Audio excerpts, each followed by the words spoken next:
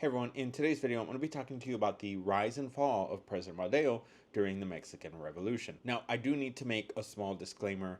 This video is intended for a class. I am a PhD student currently attending Liberty University, but don't let that distract you. If you really enjoyed the video, please hit that like button. If you're someone that's into historical content, or you want to study history, want to know more about the process, what it is going for a bachelor's in history, a master's in history, or a PhD in history, I will be producing more content for that, so please consider subscribing. Now, let's jump into the video.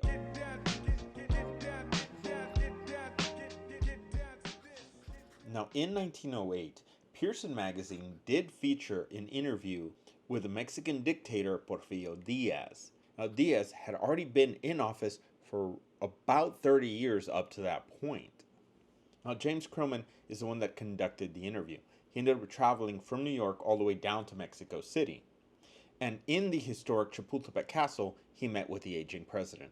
Now, in the interview, Diaz was willing to step down if a political party rose to successfully challenge and win the election. He even suggested a willingness to offer his advice to the new government. 2 years later, Francisco Madero would challenge the president in the 1910 election. Any excitement over that election was quickly stamped out as President Diaz had Madero arrested. Now, the Washington Post reported on the 15th of June 1910 that Madero and other notable Mexicans had been arrested. Now, the reasons for the politically charged arrest was for the benefit and safety of the Republic. It was a move that completely contrasted the Diaz that sat with Krillman in that interview. Now, Madero would eventually become the president.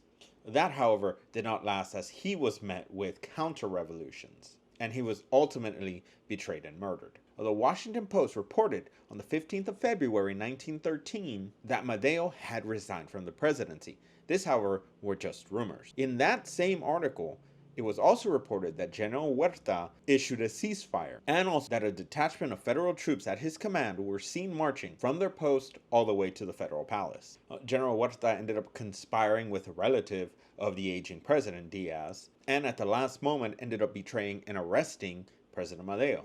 The political assassination of Madero stained much of Huerta's legacy. While in exile in New York City, he gave an interview where he basically denied any responsibility to the murder of Madero. Now, even though he denied this, he did claim to know the truth behind the murder. However, he intended on keeping that secret. Now, he ended up claiming in that interview that if doctors and lawyers can have client privileges and keep secrets, why couldn't a soldier? He believed that history would end up absolving him of the murder and the truth would end up coming out. However, 100 years after the Mexican Revolution, historians on both sides of the Rio Grande believe that he ordered the execution of President Madero. And thus that was the rise and fall of Francisco Madero during the Mexican Revolution. Now again, if you're still watching this, thank you all so much. If you can just do me that favor and smash that like button, that helps get this channel out there to other people who love history. And if you think someone would really enjoy this video, share it with them. I really appreciate it. Thank you all so much, and I will see you all later.